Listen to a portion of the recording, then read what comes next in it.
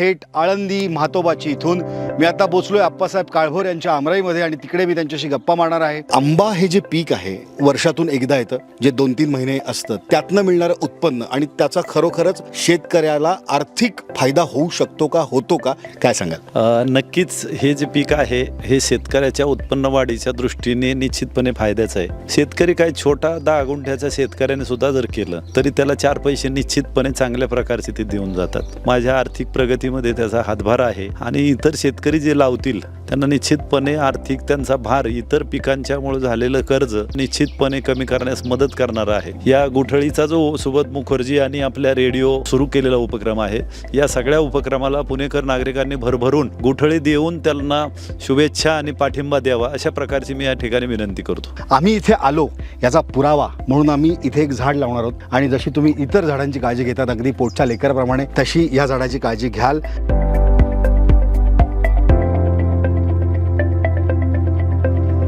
हजाराहून अधिक गुठली रिटर्न्स या उपक्रमासाठी ते देणार आहेत, ज्यातनं 100, 150, 200 झाडं निर्माण होऊ शकतात। त्यामुळे एक शेतकरी दुसऱ्या शेतकऱ्याच्या आर्थिक उन्नतीसाठी मनापासून प्रयत्न करायला तयार आहे। आपण सगळे सर्वसामान्य सुद्धा पुढे येऊया। संपर्क करा, तुमचं नाव, गुठली रिटर्न्स आणि तुमचा मेसेज पाठवा 8975935935 वर। गुठली रिटर्न्स।